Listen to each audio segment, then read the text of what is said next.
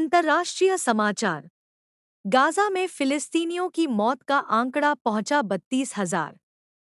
Gaza में Israel के हमले में मरने वालों की संख्या बढ़कर 31,988 हो चुकी है। हमास द्वारा संचालित स्वास्थ्य मंत्रालय ने ये जानकारी दी है। मंत्रालय ने गुरुवार को बयान जारी कर कहा कि इजरायली सैनिकों ने 24 घंटे में 64 फिलिस्तीनियों को मौत के घाट उतार दिया है। इस दौरान 92 लोग जख्मी हुए हैं।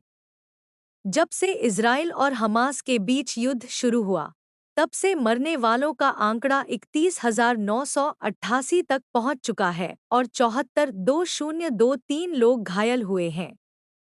इजरायली सेना की कार्रवाई में अल शाइफा अस्पताल में अब तक 4 दिनों में 600 फिलिस्तीनियों को पकड़ा जा चुका है और 140 नागरिकों को मौत के घाट उतार दिया गया है। बयान में कहा गया है, कई तरह के हथियार और दस्तावेज इस दौरान बरामद किए गए हैं। पीएम नरेंद्र मोदी भूटान के 2 दिवसीय दौरे पर रवाना। प्रधानमंत्री नरेंद्र मोदी शुक्रवार को भूटान की 2 दिवसीय यात्रा पर रवाना हुए। पीएम मोदी द्विपक्षीय संबंधों को मजबूत करने और क्षेत्रीय मुद्दों पर बातचीत कर सकते हैं। पीएम मोदी भूटान के राजा जिग्मे खेसर नामग्याल वांगचुक से भी मुलाकात करेंगे। पीएम मोदी भूटान के प्रधानमंत्री शेरिंग टोब्गे से भी बातचीत करेंगे। पीएम मोदी की यह राजकीय यात्रा भारत भूटान के बीच नियमित उच्च स्तरीय आदान प्रदान की परंपरा और सरकार की नेबरहुड फर्स्ट पॉलिसी पर जोर देने के अनुरूप है। पीएम नरेंद्र मोदी ने अपने एक्स अकाउंट पर लिखा, मैं भारत भूटान साझेदारी को और मजबूत करने के उद्देश्य से विभिन्न कार्यक्रमों में हिस्सा लूंगा। मैं भूटान के महामहिम राजा महामहिम चतुर्थ ड्रुक ग्यालपो और प्रधानमंत्री शेरिंग टोब्गे के साथ बातचीत के लिए उत्सुक हूं।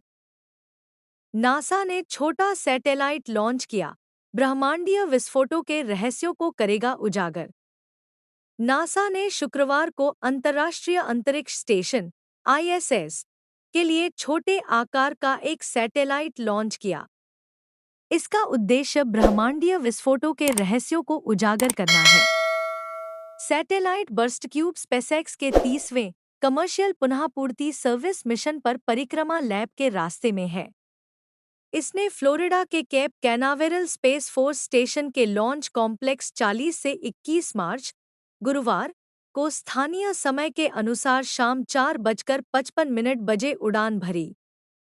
नासा ने कहा, ISS पर पहुंचने के बाद बर्स्टक्यूब को अनपैक किया जाएगा और बाद में कक्षा में छोड़ दिया जाएगा, जहां यह उच्चऊर्जा प्रकाश की संक्षिप्त गामा किरण विस्फोटों का पता लगाएगा और उनका अध्ययन करेगा।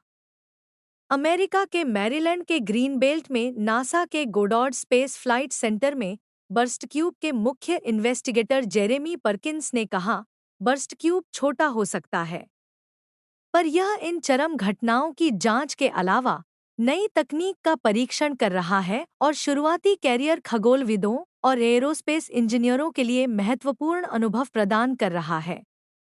इंडोनेशिया में 6.0 तीव्रता का आया भूकंप। इंडोनेशिया के पूर्वी जावा प्रांत में शुक्रवार को 6.0 तीव्रता का भूकंप आया। देश के जियोफिजिक्स एजेंसी ने ये बात कही है। समाचार एजेंसी सिन्हुआ की रिपोर्ट के अनुसार जकार्ता समय के अनुसार सुबह 11:22 बजे समुद्र के नीचे भूकंप आया। इसका केंद्र तुबन रीजेंसी से 132 किलोमीटर उत्तर पूर्व में और 10 किलोमीटर की गहराई में स्थित था।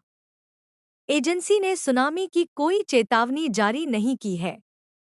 भूकंप के झटकों से समुद्र में बड़ी लहरें नहीं उठेंगी। इंडोनेशिया एक द्वीपसमूह देश है जो ज्वालामुखी और भूकंप की एक tectonic belt, Pacific ring of fire में स्थित है। यहाँ भूकंप का खतरा हमेशा बना रहता है। BNT की खास पेशकश।